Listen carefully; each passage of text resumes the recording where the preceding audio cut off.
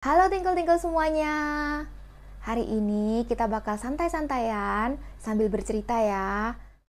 Seorang anak dan ayahnya yang mempunyai seekor keledai. Mereka berencana ingin pergi dari satu desa ke desa yang lainnya. Namun karena perjalanannya sangat jauh dan melewati beberapa perbatasan, oleh karena itu diputuskanlah sang anak yang akan naik di atas keledai tersebut. Oh, anakku tercinta. Oh, kamulah yang akan naik di atas keledai. Jadi, kamu tidak akan kecapaian nanti, nak. Baik ayah, aku yang akan naik. Ayo kita berangkat ayah. Lulu lala, lulu lala.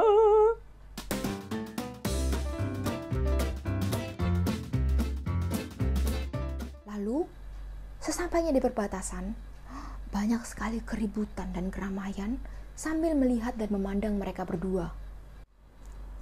Coba lihat. Anak zaman sekarang, masa ayahnya disuruh menuntun? Dia enak-enakan di atas keledai. Aduh, memang zaman sudah berubah ya.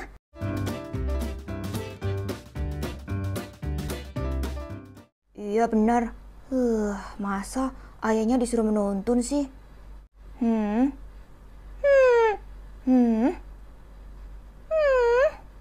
Lalu, tanpa sengaja, ayahnya pun mendengar. Apa yang mereka bilang? Oh, apa? Setelah mendengarnya, ayahnya pun langsung berkata, "Anakku, kamu turun saja." "Iya ayah, lebih baik ayah yang naik saja." "Iya ayah, aku turun sekarang." Ayahnya pun setuju, lalu membiarkan anaknya di bawah yang menuntun keledainya dan ayahnya yang menaiki keledainya. Aku yang akan menuntun ayah."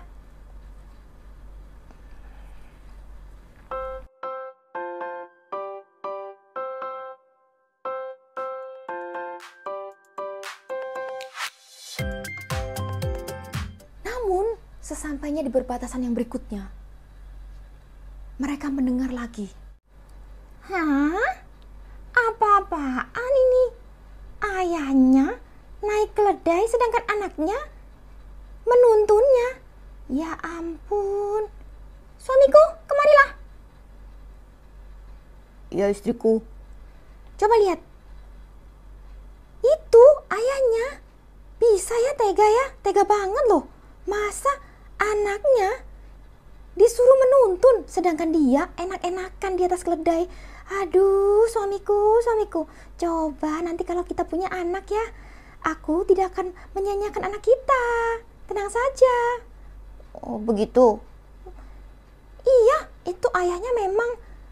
Gimana sih? Masa anaknya disiksa, disuruh menuntun, sedangkan ayahnya sendiri enak-enakan. "Ayah, apakah kamu dengar? Ayah dengar nggak apa yang mereka bilang?"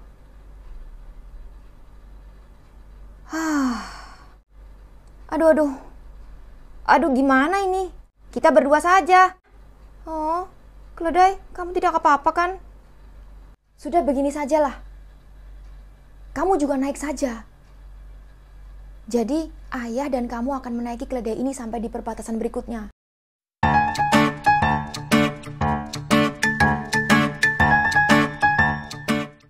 Namun teman-teman, sesampainya di perbatasan yang berikutnya lagi, masih saja ada keributan.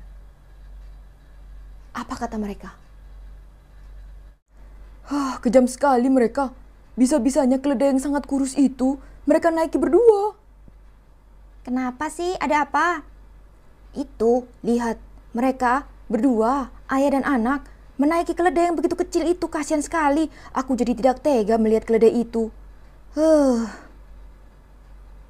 Iya, kasihan ya keledainya. Akhirnya, setelah ayahnya mendengar dan anaknya pun mendengar, mereka lalu turun dari atas keledai tersebut. Ayah, barusan ayah dengar tidak? Sudahlah nak. Lebih baik kita tidak usah naik keledainya saja. Kita tuntun saja keledainya. Jadi tidak usah ada yang naik. Ayo nak, kemarilah. Anaknya pun setuju. Baik ayah, benar yang ayah katakan. Lebih baik begitu. Lalu, Aduh, ya sudahlah. Mari kita turun. Kita berdua turun saja. Pasti mereka akan berhenti membicarakan kita. teman-teman tahu apa yang terjadi. Mereka berpikir, jika mereka turun dari keledainya tersebut, wah, pasti akan beres. Pasti tidak akan terjadi apa-apa lagi. Tetapi, tidak disangka-sangka teman-teman. Apa yang terjadi? Apa yang terjadi teman-teman? Oh?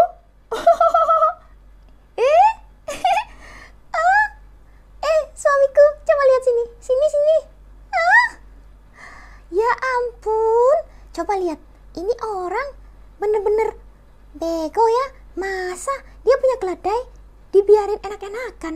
Kalau aku jadi dia ya mending naik aja. Ya mending dinaikin lah. Masa bawa keledai dibiarin saja sih? Kalau gitu rugi dong punya keledai.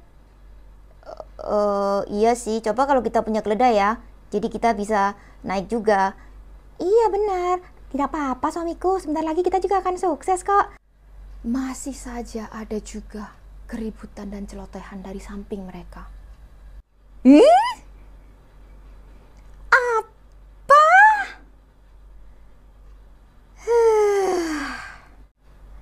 Jadi kita harus ngapain?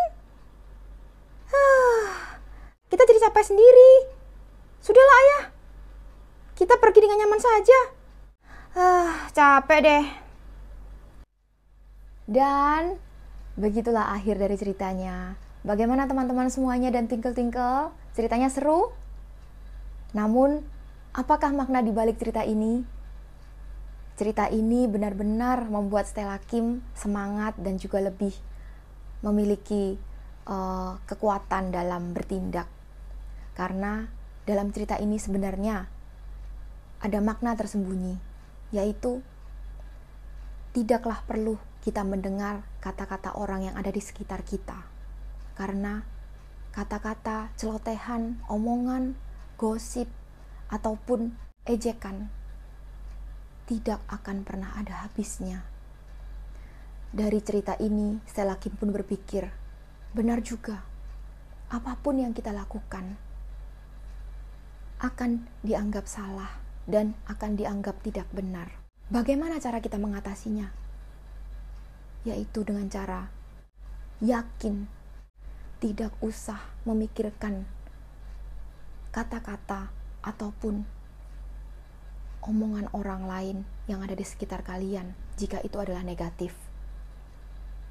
Jika teman-teman semua yakin bahwa tindakan yang teman-teman lakukan ini positif dan merupakan sesuatu yang benar-benar ingin teman-teman lakukan, semangatlah. Jangan pernah menyerah, jangan pernah putus asa, jangan pernah merasa berkecil hati dengan ejekan ataupun hujatan dari orang-orang yang tidak mengenalmu.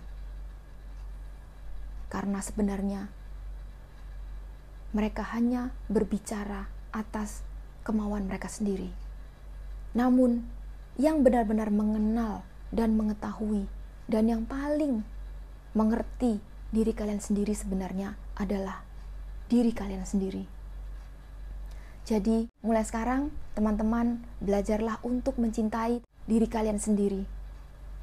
Walaupun kalian berbeda, walaupun kalian tidak sama dengan yang lainnya, namun kalian mampu dan kalian bisa untuk melakukan semuanya itu jika kalian tekun dan kalian yakin kalian bisa. Karena tidak ada yang tidak mungkin.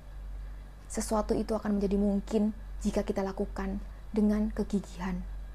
Stella Kim sudah pernah mengalaminya. Tidak ada yang tidak mungkin apabila kita ingin dan kita yakin bahwa kita pasti akan berhasil.